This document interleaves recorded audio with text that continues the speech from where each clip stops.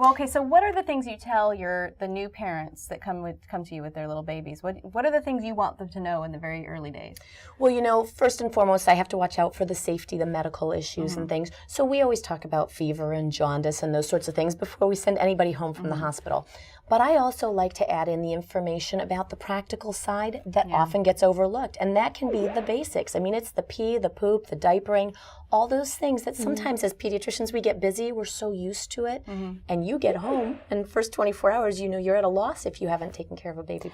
Yeah, you know what I thought was interesting? Like, with my first, because it seems like with my first I was so consumed with the impending labor and delivery, which was so scary, this big unknown or whatever, that I didn't think about putting together some of the stuff that I could have done ahead of time, like really understanding that you should have a bath station where you have everything right there and you don't have to remember it, because once you come home with this baby and you're recovering and the baby needs stuff and you're sleep deprived and you forget stuff, I mean, it's really easy to get there and to go, oh, I don't even have a towel. Unfortunately, a lot of people get wrapped up in the pregnancy. Labor and delivery is the end point, and it's just starting. Yeah, right. And you forget the rest of it. Boy, after that you is run an the- understatement. Yes. So bathing is a very good example, because once you're confident in what you're doing and you know what to have, and having things on hand is the most important thing, because you cannot leave that baby Hand on for the baby 5 all the time. seconds. Right. Absolutely. Right.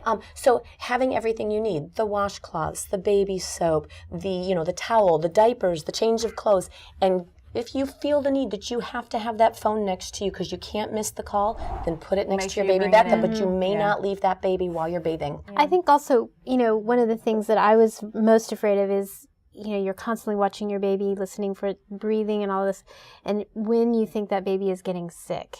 I don't care if they're 1 week old or 1 year old, that first fever throws people. Yeah. And knowing what to do about it and what fever really is. Fever in and of itself is not inherently dangerous. It's an indication. Now, in a newborn, it's always important to understand fever is taken much more seriously. And people will sit back and say, should I call? Should I not call? It's not a very high fever. Call. With a newborn, that's an easy answer. You always call. Right.